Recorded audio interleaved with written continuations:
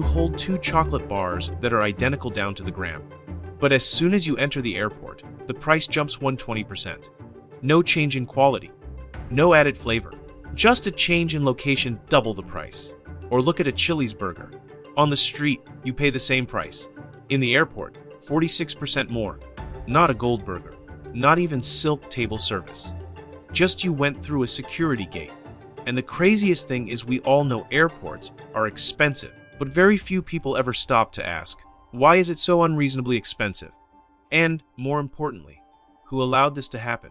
Because when you enter the airport, you're not just entering a building. You're entering an ecosystem designed around one thing: dwell time. The time you're trapped in. You can't get out, can't walk to a cheaper store, can't order grab food. You're forced to spend within a few hundred square meters of shiny brands.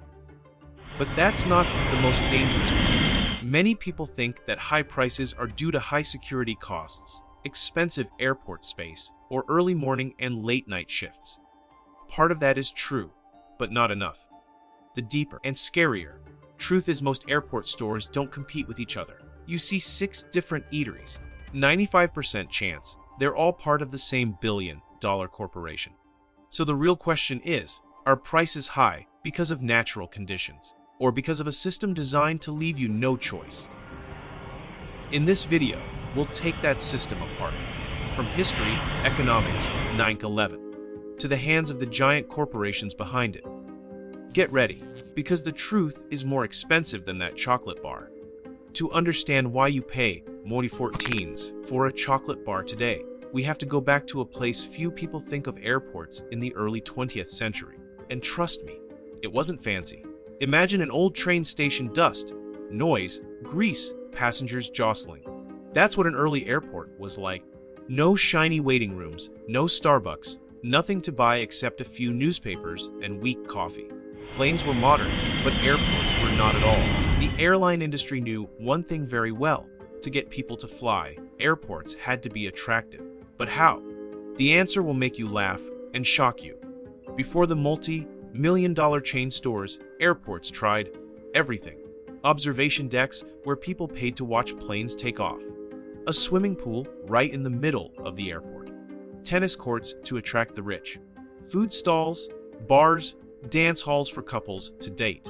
Some airports even had oil wells operating on their land, because why not?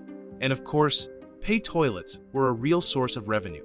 It was all aimed at one goal: to increase revenue and turn the airport into a destination, not just a place to board a plane. Back then, airports were like giant testing grounds. Whatever made money, they did.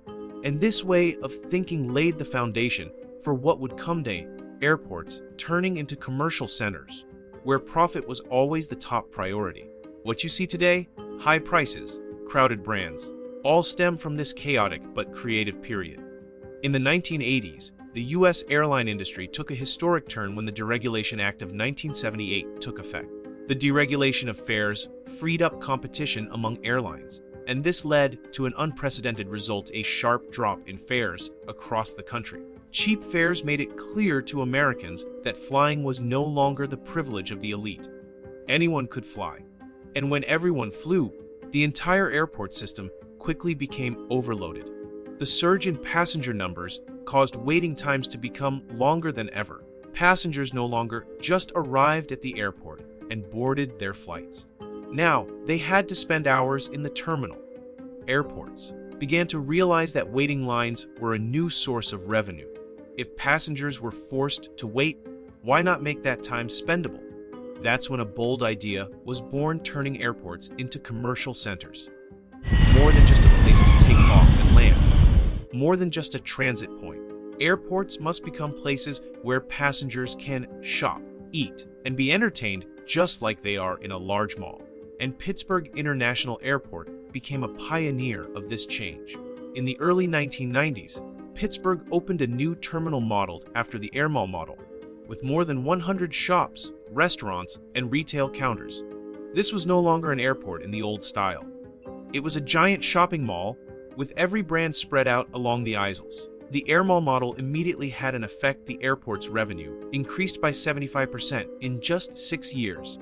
What was special about Pittsburgh was not just the number of stores, but the street pricing policy. That means prices in the airport must be the same as street prices. No price increases, no surcharges, no taking advantage of passengers being stuck behind security to increase prices. This policy creates trust and a sense of fairness, making Pittsburgh a pioneer airport with no price gouging.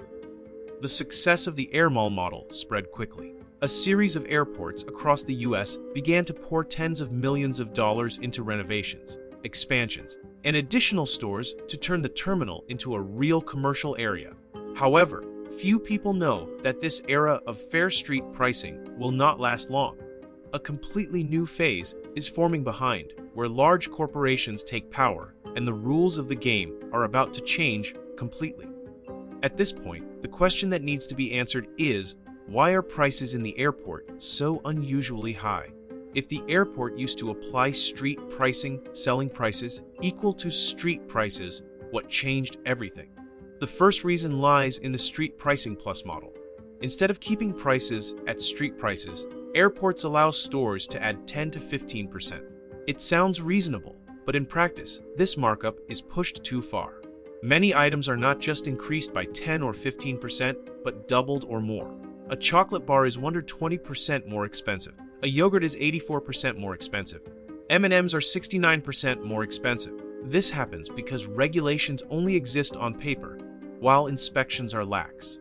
Stores that exceed the limits are rarely punished, causing prices to get out of control. The second reason is that operating costs in the airport are much higher than on the street. All employees, goods, materials, and equipment must go through security, increasing wait times, transportation costs, and labor costs. Building or renovating an airport store is also 30 to 40% more expensive because of strict regulations. Some airports even impose higher minimum wages to keep employees in a stressful environment. The third reason is dwell time, a direct result of 9/11. After the event, security procedures were extended, forcing passengers to arrive much earlier. On average, each person sits idle for about 2 hours after passing through security. With no way out and few options in front of them, passengers are more likely to spend money out of boredom, fatigue, and lack of alternatives. These three factors combine to create a foundation for prices in the airport that are much higher than in real life and often far beyond what passengers consider reasonable. The least understood part, and the part that determines airport prices, is who actually controls the stores you see.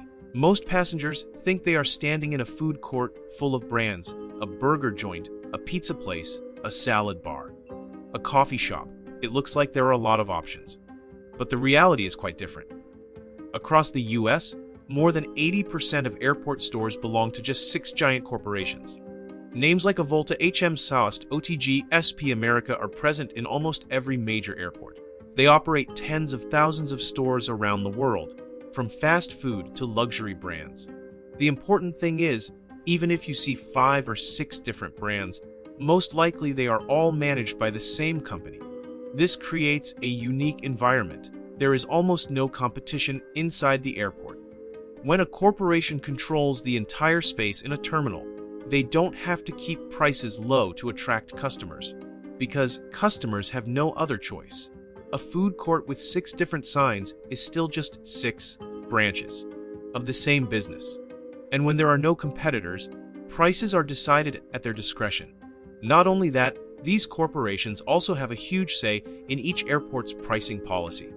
They regularly lobby to raise the street pricing plus cap, or even propose removing it altogether. Some airports have accepted this. Phoenix is the clearest example. In 2019, the airport completely abandoned street pricing and allowed prices to fluctuate freely. LAX has followed a similar path, removing limits on many items.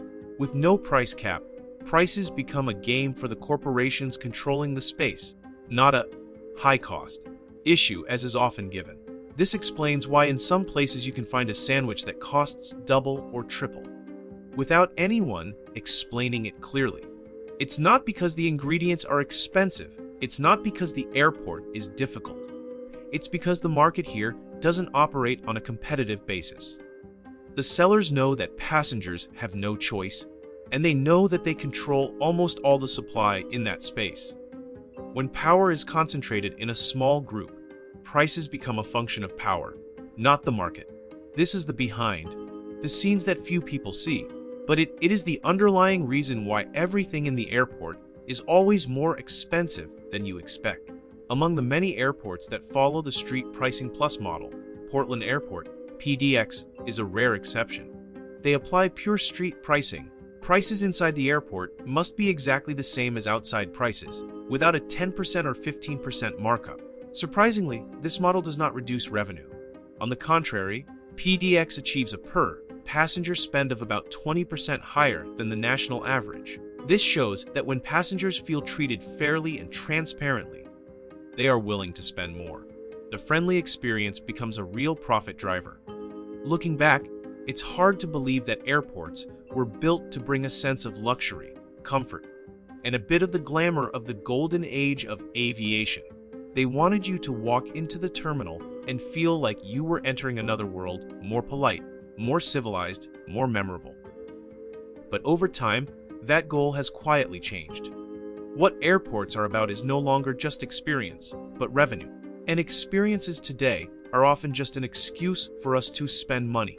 Behind every overpriced item, from a chocolate bar, a cup of coffee, to a fast food meal, there's more than just the arbitrariness of the seller. There's a complex system operating behind the scenes, a system affected by increasingly stringent security costs, by regulations that make every package and employee go through multiple layers of checks, by construction and operating costs that are far higher than in the outside world. But behind all of this lies a less discussed truth. Power is concentrated in the hands of a few large corporations. Names that most passengers have never heard of, but which control much of what they buy in the airport. When only a small group controls almost all of the business space, prices no longer reflect competition. They reflect power. And because passengers cannot go out, cannot choose a cheaper store, cannot change suppliers, they become the most vulnerable. At the end of this journey, perhaps the important thing is not just to ask, why are airports expensive? But to realize that today's prices are the result of history, of policy, of the market, and also the way airports view passengers, not just as people moving, but as a source of revenue confined in a closed space. Understanding that, you will see that every item in the airport has a story, and the price of that story has never been cheap. If you've made it this far, you've probably noticed that all the ridiculous prices around us have a story behind them. And I want to hear from you. What would you like me to decode next? Why are 5-star hotel prices sky high? Why is a bottle of water at the cinema as expensive as a meal? Or why is Uber surge pricing increasingly confusing? Leave a comment below. I read them all and will pick the next topic from your suggestions.